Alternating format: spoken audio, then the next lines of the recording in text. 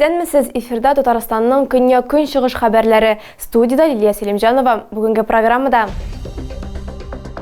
һәркемнең йөзендә күз яшьләре. Әлмәт шәһәр судында үлем белән тәмамланган юл транспорт һәлакәте турындагы эш тикшерелә.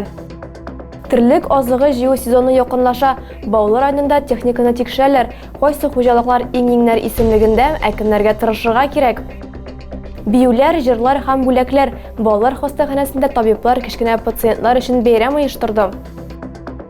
Бер кыз шунда ук җан бирә, икенчесе инвалидлык алырга әзерләнә. Бу шәһәр судында каралган эшнең кыскача эчтәлеге. Әгәр гаебе ачыкланса, машина йөртүчегә 5 елга кадәр ирегеннән мәхрүм итүле куркынычы яный. Зыян күрүчеләрнең әти-әниләре белән бергә утырышта безнең иҗат төркеме дә булды. Пенсионерка мне всегда помогала, а он лишил моей дочери. 2021 елның 13 ноябрендә берничә гаилә тормышы асты өскә килә. Инде ничә тапкыр суд залында автомобиль авариясенең коточкыч нәтиҗәләре яңгырый. Хөкем ителүче күрсәтмә бирә алмый, хатирәләрен искә төшерү бик авыр ди. Моны суд башкара. Юл транспорт һәлакәте Кәлә авылыннан ерак түгел теркәлә. Хөкем ителүче танышы белән бергә Казанга барам. Шул ук вакытта яшьләр Казаннан кайткан. Шаһитларның күрсәтмәләреннән күренгәнчә, Веста һәм Land Cruiser берләшкән юл участогында сәгатенә 70 км тизлекне чикләү дигән билге торган. Шаһит шәһәрнең бер янгын части хезмәткәре булып чыга. Камера урнаштырган юл патруль хезмәте инспекторы белән бергә алар салоннан пассажирларны чыгарганнар. Руль артында утыручы шунда ук һәлак була. Шаһит сүзләренчә, Land Cruiserда утыручы ир-ат зыян күрүчеләргә ничек тә булса ярдәм итәргә тырышкан. Кызның үлеме турында белгәч, истерикасы башланган. Кыз янында утыручыга бәхет елмайган дисәң дә була. Ул 2 тапкыр комада булган, берничә тапкыр йөрәге туктаган, әмма шулай да исән калган. Әлегә кыз үзе йөри алмый, процесска әнисе килгән. Хөкем ителүче үз гаебен баштан ук инкар итмәгән. Бу хакта шаһитлар сөйлим. Моннан тыш ул шунда ук зыян күрүчеләрнең гаиләләренә барлык чыгымнарны үз өстенә алырга тәкъдим иткән һәм инде зыян күрүчеләрнең гражданлык дәгъваларын өлешчә каплаган. Ике әнинең мораль зыянының күпме торуына хәйтәсе калды. Суд карар кабул итүне 16 июньгә кадәр кичектерде. Зәй районында тиздән терлек азыгы әзерләү кампаниясе старт алачак. Җитештерү комплексларында техника кабул ителде. Теманы Адилә Бөрханова дәвам итә. Җәйнең беренче көнендә зәй хуҗалыкларында терлек азыгы әзерләү техникаларын кабул итү һәм азык сакланачак урыннар тикшерелде. Район башлыгы Разиф Кәримов һәм Татарстан Республикасы авыл хуҗалыгы министрлыгы вәкилләреннән торган комиссия хуҗалыклар эшчәнлеге белән якыннан таныша. Районда 3 терлек азыгы әзерләү бригадасы Кадыр, Чыбыклы, Нива җитештерү комплекслары оешты. Алар алдында барлыгы 6500 гектар мәйданда үлән чабып, синаж салу бурычы тора. Әзерлек бик югары уровеньда дип әйтәсем килә. Бүген 6000 гектардан артыграк безнең күп еллык үләннәрдән беренче каттан инде без һәр вакытта да синаж салабыз. Менә үзебезгә бурыч итеп инде 10-15 көн эчендә бу эшне төгәлләргә дигән бурыч куябыз. Без Зәй шикәре агрофирмасының Чыбыклы бүлекчәсе басуында терлек азыгы әзерләү техникаларын кабул итү барышын күзәттек. Бирдә 3 дистәдән артык төрле техника әзерлек сызыгына куелган иде.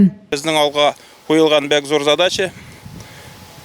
Погода шартлары туры килә, Аллага шөкер, яшеллекләр үсә, люцерларны 3 укос алырга каралган, аны бөтен сыйфаты технологияларын соблюдать итеп саклап куярга, терлеккә ризык әзерләргә.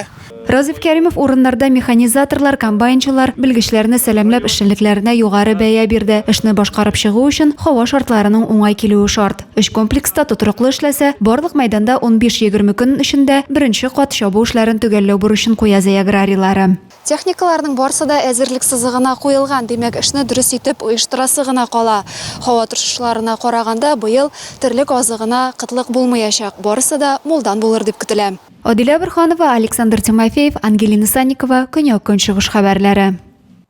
Баулы районы хуҗалыкларында да азык җыю техникасының әзерлеген тикшерделәр. Аграрчылар пешәнгә кучан чыгачак, тулара Гүзәлия Гыйнетдинова сөйләячәк. Баулы районында терлек азыгы җыю эшләрендә 20 берәмлек комбайн, 43 чапкыч һәм 21 тырма катнашачак. Хәзерге вакытта район хуҗалыкларында язгы чәчү бара. План инде 90%-ка үтәлгән. Соңгы 2-3 көндә эшләр тәмамланыр дип фаразлана. Одного көннән соң уже корма заготовкага чыгачаклар техникалар. Импортозамещение буенча нәрсә әйтәсе килә, техникалар безнең төзек хәлдә. Корма уборкага чыгарга әзер. Запчастлар бар. Комиссия әгъзалары районның 7 хуҗалыгында булды. Алар хуҗалыклар җитәкчеләре һәм белгечләре катнашында терлек азыга әзерләү техникасын карадылар. Эшләрне башкарганда хезмәтне саклау һәм техника куркынычсызлыгын тикшерделәр. Иң беренчедән шуңа мин әйтәсем килә, кайбер хуҗалыкларда дөрестән дәген серьезно относиться итмәгән кешеләр дә бар. Хуҗалыкның җитәкчеләреннән дә тора торгандыр инде ул үзе дәген. Болай бәя бирү шул әзер хуҗалыклар бик әйбәт. Миңа ошады менә берлек хуҗалыгы, Николашкина хуҗалыгы менә бик тоже тырышып әзерләнгәннәр. Николашкина җәмгыяте җитәкчесе Гөлнара Самыйкова сүзләренчә, хуҗалык терлек азыгы туплау кампаниясына тулысынча әзер. Бүгенге көндә хуҗалыкта 17 берәмлек техника бар. Аларны гадәттә февраль-март айларында ук ремонтлап куялар. Взаим проверканы былай гына уздырмыйк, конечно, бик гөрләтеп уздыра торган идек без, но бүген чәчү бетмәү сәбәпле 150 гектар будай чәчәсе калды минем. 200 гектар кукуруз чәчәсе бар әле. Вот шуңа күрә шулай әзерләндек. Но әзерләнгән техника бүген полиция безнең 100% ремонтланган. Безнең хуҗалыкта былай эшчеләр үзебезнекеләр полностью җитә. Әле менә шулай әйтәбез бит, шул чәчүдән туктау белән шул ук егетләр уже кормозаготовительный техникага утыралар, кайсы чабуда, кайсы печән җыюда. Кайбер хуҗалыклардагы җитешсезлекләрне исәпкә алмаганда, район хуҗалыкларының терлек азык әзерләүдә катнашырга тиешле техникалары кырга чыгарга әзер дип табылды. Знамя труда һәм Әлмәт таңнары газеталарына 2нче яртыйлыкка язылу кампаниясе дәвам итә. Үзең өчен дә язылырга, туганнар, якыннар һәм хезмәттәшләргә дә шундый бүләк ясарга була. Әлмәттә физик культура, спорт һәм туризм идарәсе подписка бүләк ит акциясендә катнашты. Сертификат Акчишмәдә яшәүче Осиннар гаиләсенә тапшырылды. Тамара Осиным үзенчәлекле спортчы. Аның белән безнең иҗат төркемендә танышып кайтты. Встали, водярок, теплица сейчас есть, курочки. Делаем домашние дела, потом уезжаем с ней на тренировки. Осиннар гаиләсе көнне әнә шулай башлыйм. Светлана, Александр һәм аларның кызлары Тамара Акчишмә авылында яшим. Тамара спортчы, ул тау чаңгысы һәм йөзү белән мавыга. Тамара Осин өчен спорт күңел ачуына түгел. Кыз 2021 елда Бөтен Россия махсус олимпиадасында чемпион титулын алган. Шул ук елның декабрендә Бөтен Россия олимпиадасында 1 һәм 2 урын яулаган. Моннан тыш Тамара 2020 елда Казанда узачак кышкы махсус олимпиадада катнашырга тиеш булган. Ярышлар коронавирус сәбәпле кичектерелгән. Алар кайчан узар әлегә билгесез. Уртача алганда спортчы елына 1-2 тапкыр ярышта катнаша. Спортчы дуслары Осиннар гаиләсендә кунак булдылар. Алар кызгылт сары йөгерештән бүләкләр алып килгәннәр. Тамара бәйрәмгә килә алмаган. Шуңа да бәйрәм үзе аның янына килде. Бүләкләр арасында Знамя труда газетасына язылу да бар. Әгәр спорт Тамара Осинның тормыш стиле булса, музыка һәм уку аның яраткан шөгыльләре. Тамара Гарри Поттер фанаты. Ул кагаз китапларны кулай күрә һәм яңалыкларны да гаилә газетадан укырга күнеккән. Нефтче мәдәният сараенда Play with Joy халыкара җәйге мәктәбен ачу тантанасы булды.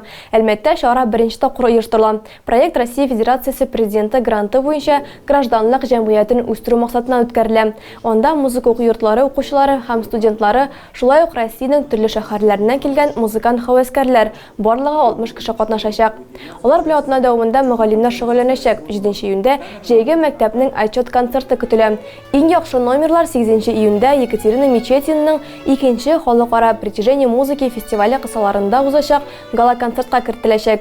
Иң яхшылар Нобелис кыллы ансамбле белән солист сыйфатында гала-концертта чыгыш ясаячак. Мондый проектлар ярдәмендә Нефтче мәдәният сарае мультифункциональ учреждениегә әверелә. Конференц-зал уен бүлмәсенә әйләнде. Аниматорлар белән биюләр оештырдылар һәм нәни пациентларга уенчыклар бүләк иттеләр. Әлмәт балалар хастаханәсе табиблары нәниләр өчен бәйрәм уздырды.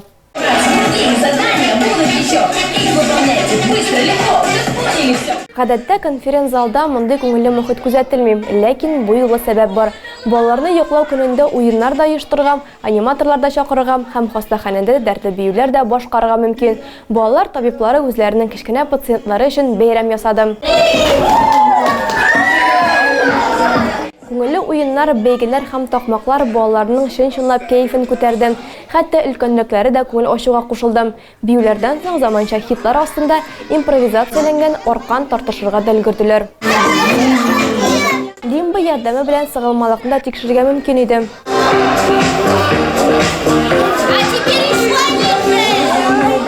Программаның менә бу өлеше нәни авыруларда зур куаныч уятты. Ялтыраклы мишураны табиб-анестезиолог тараткач тагы да күңеллерәк булды.